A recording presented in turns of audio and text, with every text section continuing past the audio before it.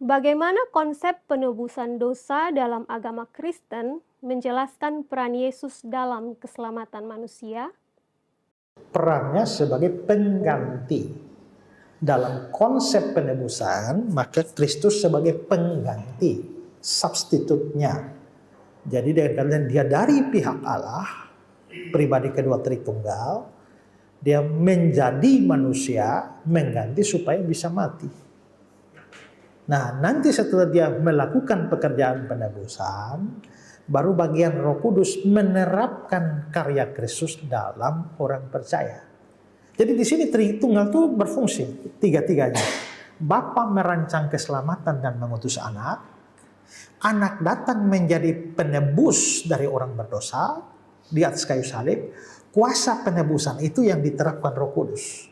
Maka Bapa perencana, anak pelaksana, Roh Kudus penerap. Ya, shalom Bapak Ibu, saudara-saudara. Saat ini saya ada di sebuah desa di Kabupaten Kupang. Itu jaraknya kira-kira 4 jam perjalanan dengan mobil dari kota Kupang. Dan desa ini namanya Desa Bioba.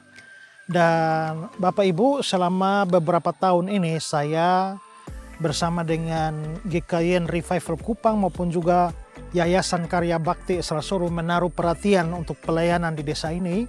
Dan di sini kami membangun sebuah sekolah ya untuk anak-anak SD, sekolah berasrama, dan juga mau membangun sebuah gedung tempat ibadah untuk orang-orang Kristen di tempat ini. Dan saudara, kalau saudara melihat di belakang ini adalah gedung sekolah yang kami sudah selesai membangun dengan 6 ruangan dan masih dipergunakan untuk murid-murid dari kelas 1 sampai kelas 4, sementara 2 ruangannya dipakai untuk menjadi asrama buat anak-anak. Jadi di sekolah berasrama untuk anak-anak yang dilayani oleh Bapak dan Ibu Daniel yang sangat berpengalaman di dalam pelayanan berasrama. Nah, anak-anak yang menjadi murid-murid di dalam sekolah ini datang dari desa-desa sekitarnya, dan kami berharap bahwa ke depan itu ada menjadi pusat pendidikan Kristen di tempat ini. Sementara itu juga saudara, kami mau berencana membangun satu gedung kebaktian karena jemaat di sini belum mempunyai tempat kebaktian. Kalau saudara lihat, ini sudah ada tiang-tiang yang berdiri, dan kalau saudara lihat tenda biru di sana, itu kami masih beribadah atau masih berbakti setiap hari Minggu di bawah tenda ini, dan menjadi problem besar kalau hujan turun ya. Nah, karena itu kami sudah berencana untuk membangun gedung ini.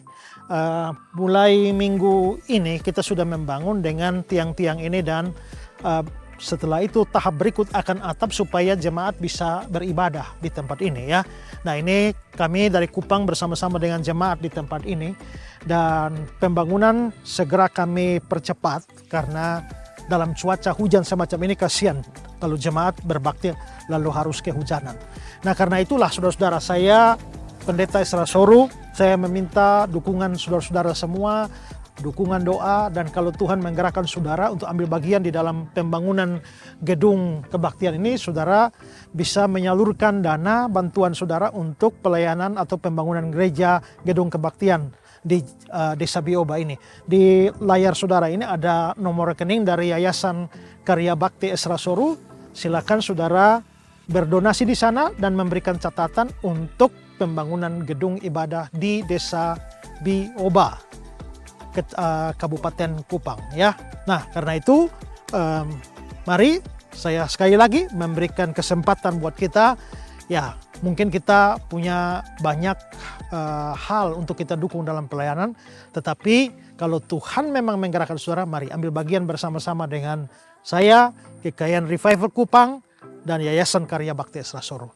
Biarlah jemaat Tuhan di sini boleh mendapatkan tempat yang baik untuk beribadah dan melayani. Tuhan memberkati saudara sekalian.